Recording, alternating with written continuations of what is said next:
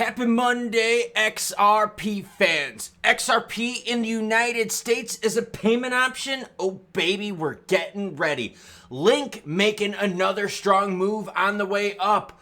What about Bitcoin being dormant since the ETF launch? Are ETFs controlling the market? And you know we're going to talk about price action at the end. And Aunt Lynn, I got your back. We're going to start it off with your comments because you matter most. And if you dig the content that we're doing here, hit the like and subscribe button. It really helps us out. Aunt Lynn says, with the red light on and your hood up at the beginning, I thought you were going to read us some ghost stories, Klaus. Hope you had a great weekend. I'm off to the gym after finally popping my right biceps tendon back in place. I slipped on the ice a couple weeks ago and that sucker went out of me. Read, don't get old if you can help it. Well, Aunt Lynn, a lot of us face that too. If you could see my right ankle in here in this, I've got my right ankle all fixed up. Why? Because getting ready for a fitness race, I rolled my ankle a few weeks before. Aunt Lynn and others out there that are exercising, take care of yourself. Be careful, be safe. Bitcoin sitting at 43,276. We're gonna talk a little BTC action. Are they putting the handcuffs on the old girl since the ETF? ETH is rolling at 23.26. I dumped it at 25. XRP sitting at 50.6. XRP payments in the United States. Oh, girlfriend, we're going to talk about it. Sol still live at 97.71. ICP 12.64. And you know we're going to talk about Link, but I'll save it. I'll save the Link stuff. Okay. Ooh, BTC only moved 2% last week, but analysts are hopeful for higher gains soon. One of the things that a lot of us liked about crypto was it was volatile. And when it's volatile, you can make money on the juicy action. And, you know, let's just kind of center the camera a little bit here. So now that these ETFs have come into play, is this what's kind of like going to suppress the volatility of the market? We've seen that with silver. We've seen that with gold. Have you been watching silver lately? Come on now, market manipulation. The cryptocurrency BTC is at 43,146, which is only a gain of 2% of the week. This does not bode well for the coin at the time, while many of its competitors are seeing impressive gains. Link moving 35%, Ethereum Classic gaining 6%, Immutable 11%. But BTC running flat. Now, it's only been a couple weeks since the ETF, so let's not jump to conclusions, especially on this Monday, everyone, because Mondays suck. No, they don't. Today for me is a recovery day. I'm going to do a nap later. Juicy, ain't it? But let's give this a few more weeks. In fact, I'm probably going to give this through the first couple months of these ETFs, let the players kind of sort it out a little bit, let money move where it needs to move, and see what's left at the end. Now, will this kind of mute some of the volatility? I believe so. But how much of it? Well, that remains to be seen. Ooh, Link explodes 30% weekly. I brought it up a few days ago. Did you pay attention? Jeremy asked me about it. Everyone dumps on the market. Link dumps on the market. Ripple dumps on the market. Stellar dumps on the market. Everyone does it. How do you take coins from non-circulating supply to circulating? You got to dump, right? Yeah, I mean, you got to dump. Morning dump. Here's the thing, though. Are they using that supply correctly? See, that's what you have to ask yourself with all these protocols. Everyone dumps. Everyone dumps. Even girls dump. I used to pretend girls didn't dump. I was like, girls don't do stuff like that. Girls just pee, right? But the reality is all these companies dump on the market. Are they using, though, those holdings correctly? And do you believe they're using those holdings correctly? All right. Link has put the bulls in charge while breaking out from a range that lasted 3 months. Here's the chart of Link, and that's what they're talking about. Dormant action here, and then all of a sudden, rip-roaring from October 20th on. Look at this. At October 20th, that candlestick had a low of 750. We're now at 1959. You're almost 300% in it there, ladies and gents. So there are some juicy crypto plays out there. Now, Link has a major breakout. We just talked about that. Buying, dominating. Yep, you could go look at the volume action and see really big, juicy volume here at the bottom of the screen ever since that happened. And you got a little bit of bullish cross stuff. I don't want to put too much into the whole TA. Why? Because whenever someone does this, it's always pointing like we're going to go up. It's always. But let's keep an eye on Link and see if the momentum keeps going. Now, XRP in the United States is a payment method. This is something that a lot of us are going to pay a lot of attention to, but is it going to garner price action? And the reason I bring this up is, oh, well, let's do this. Let's go through here what's happening, okay? And then we're going to talk about price action for it. I've got some stats here regarding market cap, some volume stuff, along with XRP price action. Let's learn first. Ripple returns. XRP poised to enter the U.S. market after a 3-year hiatus. After a 3-year hiatus in American markets, Ripple, leading crypto network, is making waves by bringing XRP live to the U.S. Senior Director Olivio Sergio shared the news on LinkedIn, okay? So there was a guy on LinkedIn. He's like, look, this is what's going to happen. Awesome.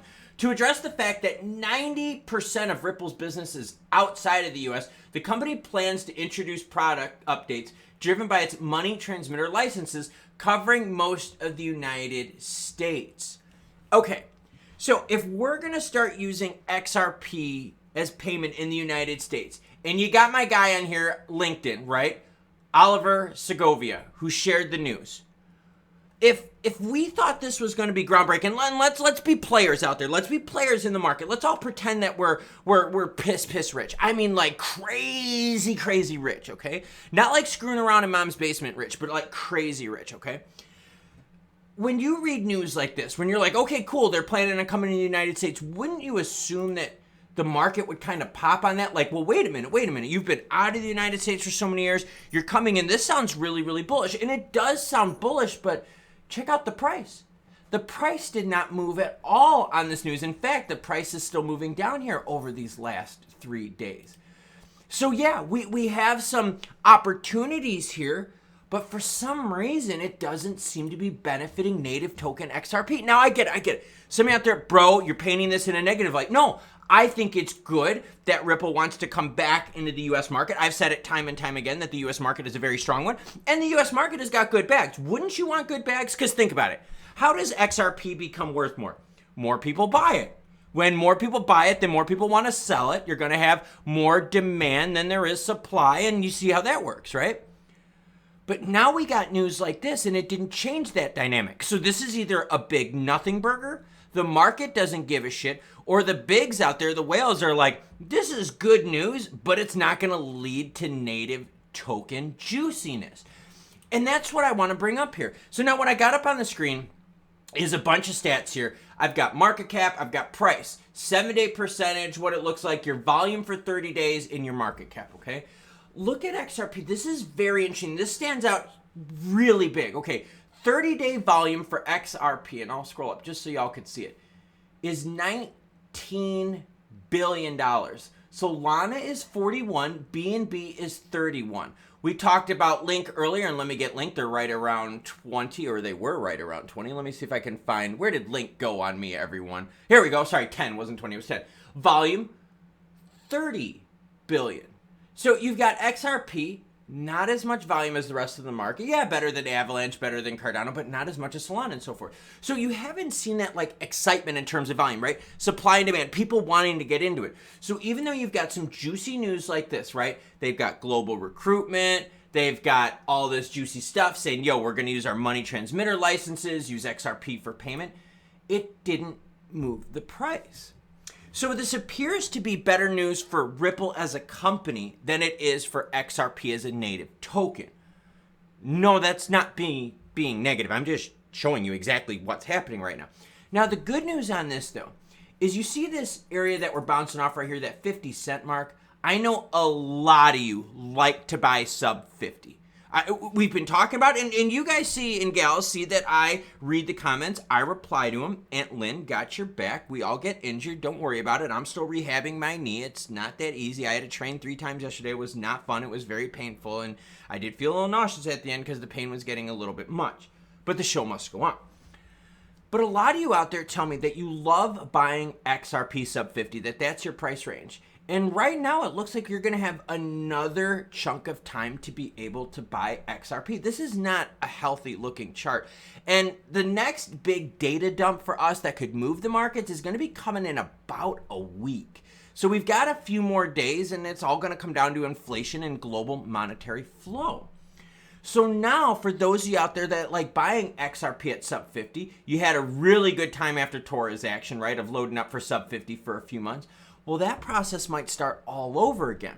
So there's going to be some of you out there that are going to buy sub 50 and hodl. There's going to be some of you out there that are going to buy sub 50 and you're going to sell anything above 60. Look, everyone's welcome on this channel. It doesn't matter to me if you're a diamond hander or if you're taking profits and lining your pockets with green. Everyone's welcome. But the news here is that I think buying opportunities are going to persist for a while because market conditions are going to be very weak.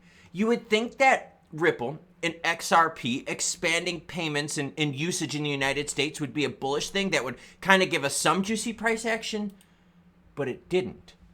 But that's okay, because since it didn't give it juicy price action, that means everyone out there that's an XRP fan is going to have some time to load up their bags at lower prices for longer, because global macroeconomic conditions are not juicy. We are not ready to moon yet. Money is just way too expensive. All right, so we're in a really interesting situation right now. The market did not give a crap about what was posted on LinkedIn about using XRP as payments using the money transmitter licenses. The price didn't reflect it at all.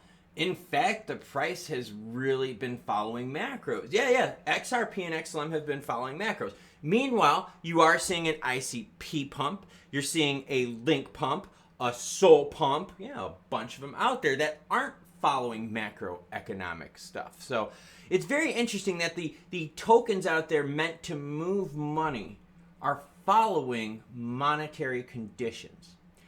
If that's the case, and we get an even tighter correlation on that, do you realize how easily we can play this? Like, if we get more data and the BTC ETFs kind of crush some of that, volatility, and we start seeing that the money-moving tokens are moving with monetary supply, global monetary supply, dude, we could play that hardcore.